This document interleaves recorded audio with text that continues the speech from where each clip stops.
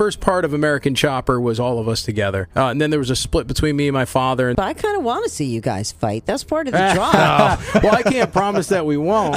For years, fans assumed American Chopper collapsed under the weight of its own chaos, screaming matches, slammed doors, and the televised implosion of a father and son.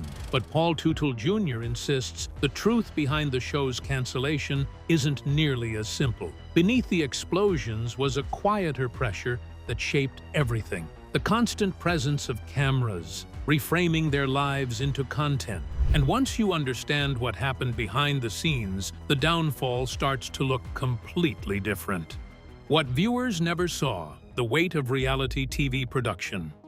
From the outside, American Chopper looked like unfiltered reality. Two men, two tempers, and an endless stream of clashing visions caught live in the forge of a motorcycle shop. It felt raw, almost documentary-like, as if viewers were witnessing real-time eruptions that couldn't possibly be scripted. And in a sense, they weren't. But what the audience never realized is that reality shows thrive on a different kind of truth. One shaped by repetition, staging, and the invisible pressure of a production crew waiting for sparks to fly. Even Paul Teutul Junior, years removed from the cameras, has said that life at OCC was no longer just about building custom motorcycles. It became about building moments, television moments, and those moments didn't always appear naturally. They were teased, nudged, and sometimes reheated when producers sensed the story drifting in the wrong direction. Nothing was invented, but everything was amplified. A typical workday, according to Junior, wasn't simply showing up to fabricate parts. It was entering a workplace that had transformed into a performance arena. Cameras were stationed everywhere. Boom mics hovered above heated conversations. Small frustrations that once would have blown over now escalated, partly because adrenaline runs high when you know millions will eventually watch your reaction. Arguments that would have lasted 60 seconds stretched into 20-minute marathons when producers asked for clarification or a little more emotion for coverage. It wasn't fake, just magnified. And then there were the retakes. Fans often assume reality TV captures life exactly as it happens, but the truth is more mechanical. If a vital shot went out of focus or an important comment wasn't heard clearly, the crew would ask someone to repeat it. Imagine restating the reason you're furious at your father, except this time you have to do it slowly,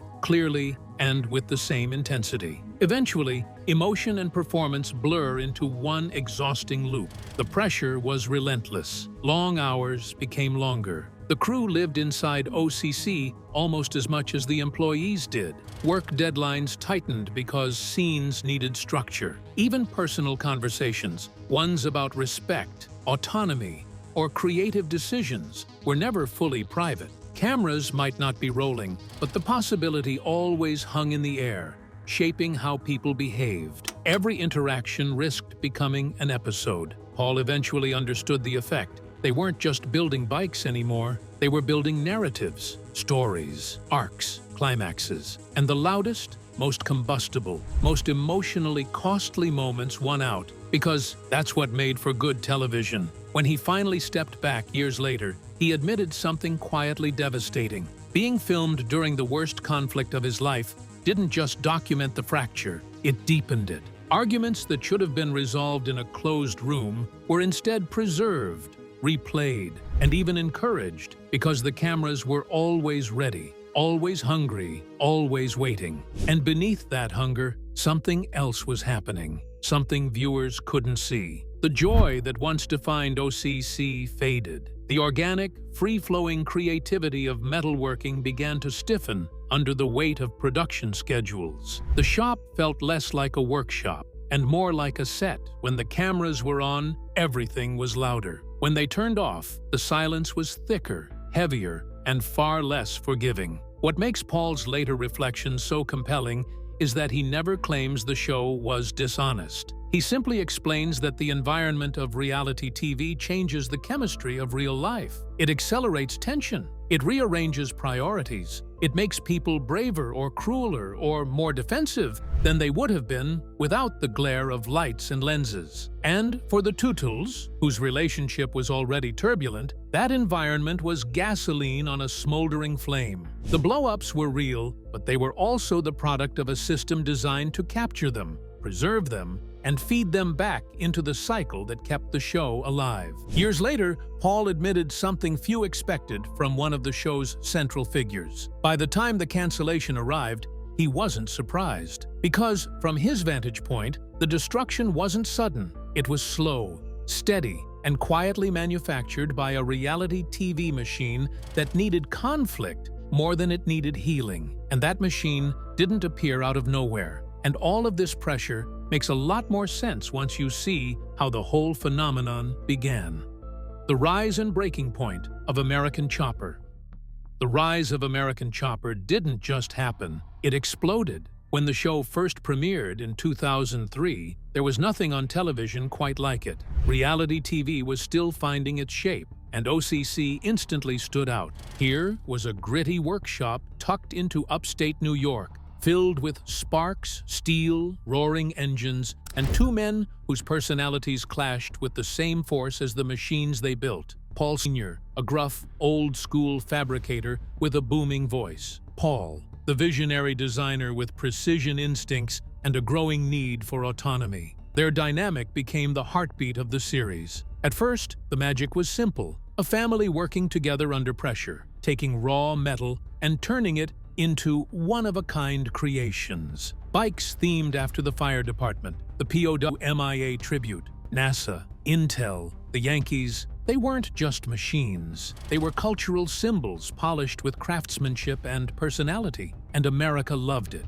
But early into the show's success, something began to shift. What made the series addictive was not just the talent at OCC, it was the tension simmering beneath every build. Small disagreements escalated into shouting matches, then slammed doors, then red-faced confrontations in front of welders, cameras, and sometimes entire teams of fabricators. For viewers, it was thrilling. For Discovery Channel, it was television gold. For the Teutuls, it was a storm gathering momentum. The more the audience gravitated toward the drama, the more the drama became the product. What had once been incidental, the natural friction between father and son, gradually became central. This wasn't just perception, ratings confirmed it. Episodes filled with conflict consistently outperformed those focused only on craftsmanship. And so, quietly and steadily, the gravitational pull of the show shifted. The shop's culture, originally built on creativity, discipline, and the intense pride of fabrication, started tilting toward spectacle. Fights weren't planned, but they were expected. The crew, the producers, even the Teutuls themselves began operating with the subconscious knowledge that conflict drove the narrative. It wasn't manipulation, it was evolution. And while viewers saw the iconic blow-ups, the get-out fights, the walkouts, the dramatic split that ended with Paul fired from OCC, they didn't see the erosion happening underneath. The workplace was losing its equilibrium. The father-son relationship, already strained for years before cameras ever arrived, became a central storyline too powerful to escape. The bike builds, though still remarkable, began competing with the drama instead of complementing it. In interviews years later, Paul spoke openly about the feeling of being cast into a role he didn't want. The rebellious son, the disrespectful employee, the creative genius who also happened to infuriate his father. And whether that portrayal was fair or accurate, it became part of the show's identity, and part of Junior's identity too. While fans watched the tension build week after week, the internal fractures at OCC widened. The arguments grew sharper. Deadlines grew tighter. Both men dug into their respective identities, familiar roles that felt too real for television yet too polished not to be shaped by it. And then came the inevitable breaking point. In 2008, the very conflict that had fueled the show's rise culminated in its most dramatic and irreversible moment. Paul Sr. fired his own son on camera. It was shocking, emotional, and in some ways, tragically predictable. Their personal rupture became public history, preserved forever in reruns, memes, and online debates. But what many viewers missed is that this moment didn't mark the end of the story, only the end of the version they thought they understood. Because the show continued and the tension endured, and the emotional weight hung in the air long after the cameras captured their most infamous scene. Years later, Paul would reveal something that reframed everything. The real reason for the show's eventual downfall wasn't a single fight, or even a series of fights. It was the cumulative impact of everything the show had become. And that realization leads directly into the next chapter, where the storm that brewed on screen collided with something far more destabilizing. And now, the pressure shifts from the shop floor to the balance sheet, where cracks in OCC's business foundations started to reshape everything. Business decline, economic shifts, and internal strain.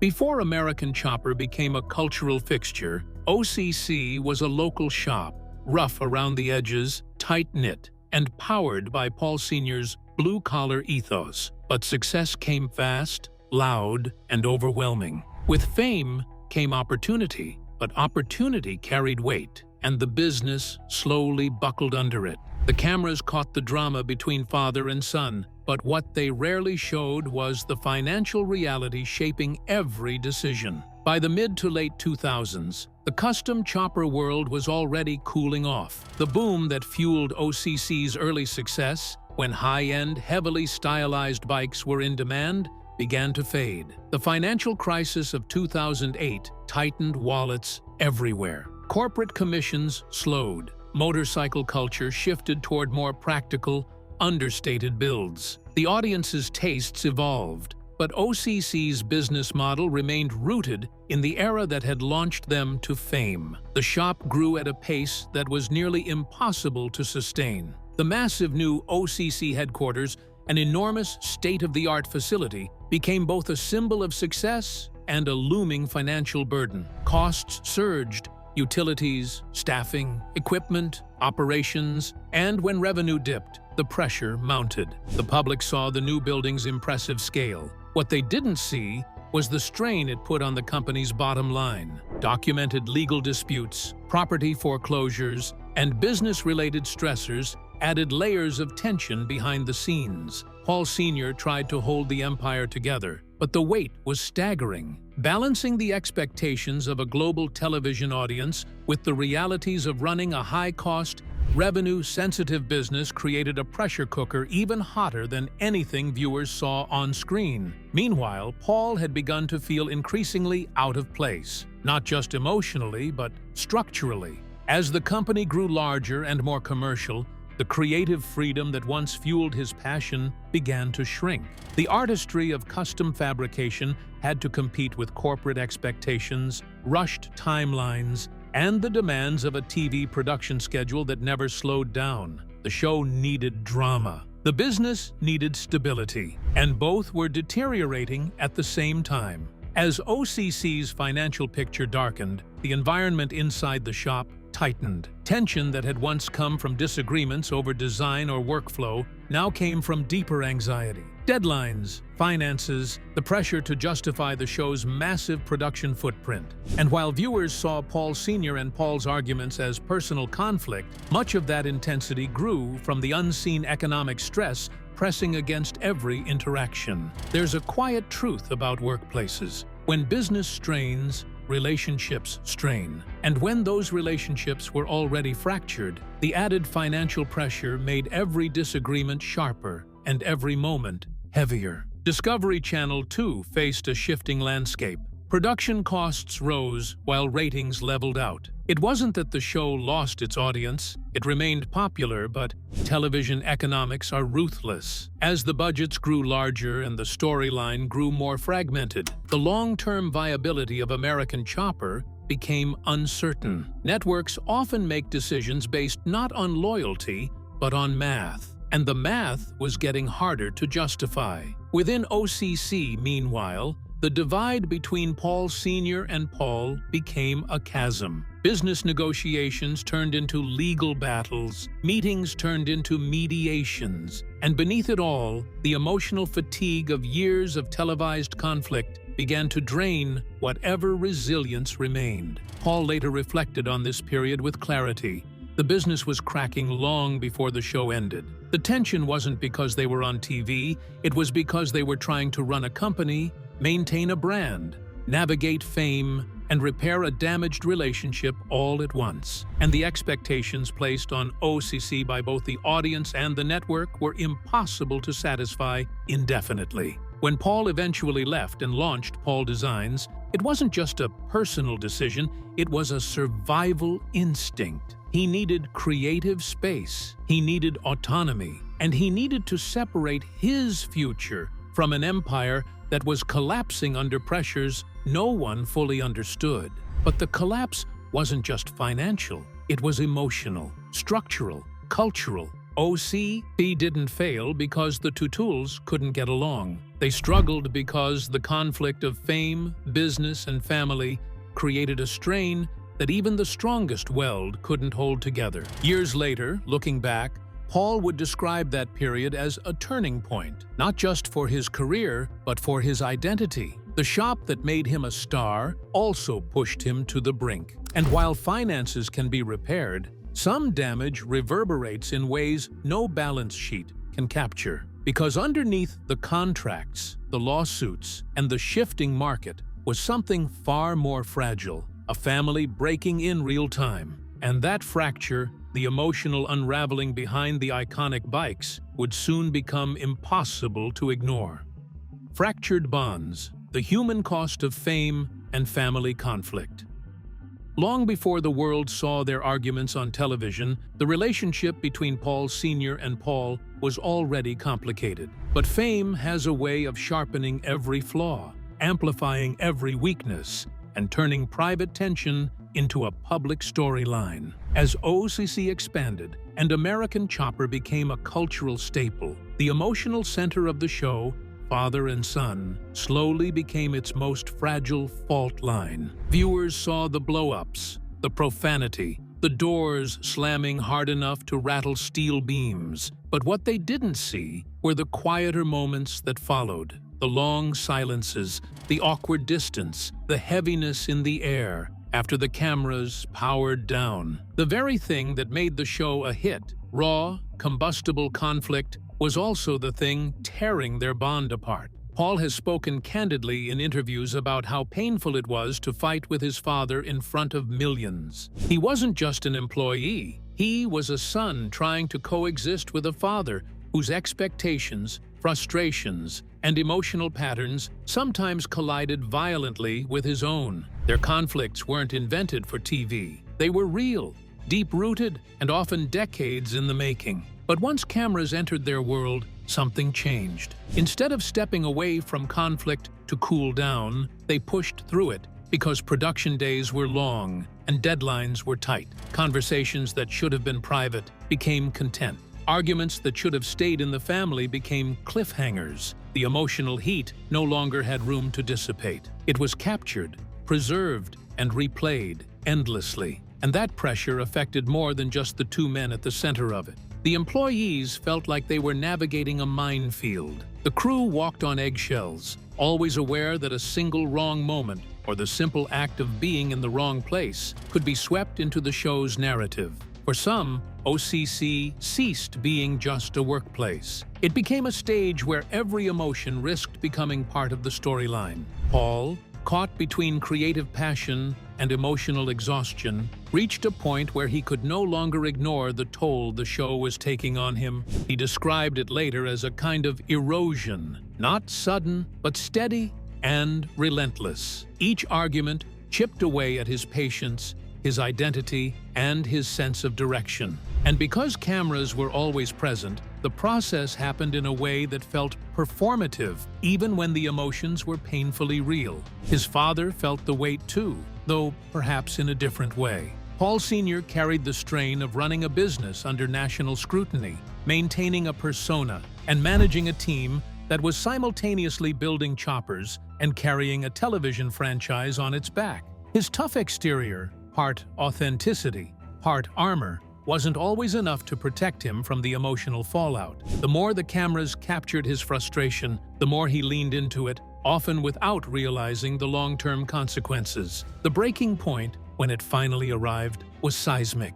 The firing of Paul wasn't just a workplace decision. It was an emotional climax, years in the making. A father's authority colliding with a son's desire for independence, a personal fracture intensified by fame. And once it happened, neither of them could find their way back to the version of themselves that existed before television entered their lives. Legal battles followed. Lawyers replaced conversations. Courtrooms replaced family meetings. Every small hope for reconciliation evaporated into paperwork and press releases. It wasn't just a rift. It was a full separation, personal and professional, that both men carried heavily. And yet, even as the relationship fractured, something else quietly happened: clarity. Distance allowed both of them to see the situation more honestly, to understand how fame, pressure, and years of unfiltered conflict had shaped their paths. The pain didn't disappear, but the perspective widened.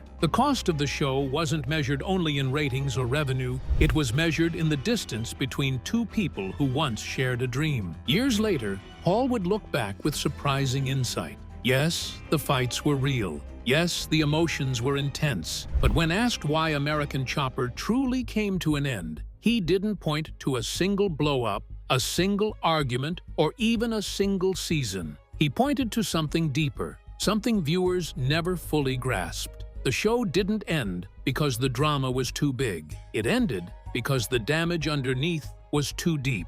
And that revelation sets the stage for the truth he finally shared. Because according to Paul, the real reason American Chopper ended isn't the one fans spent years believing. The show couldn't survive the damage. For years, viewers assumed American Chopper ended because Paul Jr. and his father simply couldn't get along. The fights were loud, the insults sharper, and the walkouts unforgettable. But in hindsight, Paul Jr. insists the real reason the show stopped filming and why the drama spiraled was far more complex and deeply personal. The cameras didn't just record our lives. Jr. reflected in later interviews, they became part of them, and the longer it went on, the more impossible it was to heal while being filmed. That statement captures the central tension of OCC during its final years, the intersection of family, business, and television. The story that the public consumed wasn't untrue, it just didn't tell the full story. Even before the infamous firing, Jr. recognized a pattern. Every disagreement escalated faster. Every conflict lasted longer, and the emotional residue lingered longer than it should have. Arguments weren't fully resolved because the cameras were always rolling. Reconciliation was delayed, postponed, or simply impossible, as private feelings were commoditized for entertainment. And the longer it continued, the heavier the strain became, not just on the father-son bond, but on the creative spirit that had once defined OCC. In interviews, Paul often emphasizes that leaving wasn't a decision fueled by anger or defiance, it was about survival. I had to step away to save my career, my creativity, and honestly, my mental health, he explained. The show demanded a version of him he no longer recognized, the perpetual adversary, the hot-headed designer, the son constantly clashing with a father figure. That version of himself was not sustainable, and continuing to perform it under national scrutiny would have only deepened the damage. At the same time, there was a professional truth. OCC as a company had changed. Rising production costs, dwindling commissions, and the constant pressure to balance television storytelling with real-world business made every decision fraught. Paul recognized that even if the personal issues were solved, the system itself, the network, the studio, the audience expectation was engineered to perpetuate conflict. The show's survival depended on their ongoing tension, but that tension was no longer a choice, it was a trap. And so, the decision crystallized. The show could continue, yes, but only at a cost that neither man could afford. The fights, the drama, the public scrutiny, they weren't just episodes. They were corroding a relationship that had survived decades of challenges, growing stronger in private before the cameras arrived. Preserving the family meant ending the show. There's a sobering lesson here. Reality TV, while entertaining, can distort real-life relationships in ways the audience never realizes. What seems like spectacle, the yelling, the door slams, the endless edits, is often a mirror for something much larger. The impossibility of maintaining personal integrity, creativity, and connection under constant observation. And in the case of American Chopper, the mirror reflected a fracture too deep to repair on screen. Yet, even in this darkness, Paul Jr. found agency. By leaving OCC and creating Paul Jr. designs, he reclaimed a sense of control that had been slowly eroded. He could still build, still create, and still define himself outside the relentless narrative of television. That act of stepping away wasn't just career-saving, it was life-saving. It also reframes the story for fans. The ending wasn't a failure of character or an inevitable father-son feud exploding one last time. It was a conscious choice, a recognition that continuing the show would perpetuate harm. In a sense, the real hero of this final act was restraint, the courage to walk away from fame, money, and visibility for the sake of preserving identity and relationships. And there's another layer that often gets overlooked. Paul admits the experience taught him profound lessons about conflict, ego, and perspective. He learned that public perception can diverge dramatically from private reality, that what audiences see is filtered, curated, and often incomplete, and that sometimes survival, not spectacle, is the most radical act a creator can take. Finally, this admission reframes the entire American Chopper narrative. Fans can still enjoy the spectacle, the bikes, the chaos, but with a deeper understanding that the story wasn't just about bikes or fights. It was about people under pressure, under scrutiny, and under impossible expectations, trying to maintain some measure of dignity, creativity, and love amidst the sparks. By the time the cameras rolled for the last episode, Paul had realized that American Chopper wasn't ending because the Teutul's failed. It was ending because they survived long enough to know when to stop, and that survival required courage that was invisible to viewers. And even after the cameras shut off, the story continued: rebirth, reinvention, and the legacy that would outlast the bikes themselves. Life after the fallout. When the cameras finally stopped rolling, Paul faced a blank slate that was both frightening and liberating. The chaos, the cameras, and the public scrutiny were gone, leaving him to confront one of the most difficult questions of his life. Who was he outside the persona television had crafted for him? The answer came through creation. Paul Designs became more than just a new business venture. It was a reclamation of identity. Free from the pressures of a collapsing OCC empire and the expectations of a television audience, he could return to the artistry that had originally drawn him to motorcycles. Each bike was a statement of independence, a tangible proof that his creativity could exist on his own terms. And in building those machines, he also began rebuilding himself. Yet, the journey wasn't only about business. Paul Jr. faced the emotional fallout of years of conflict, public and private. He has spoken about the difficulty of separating his professional identity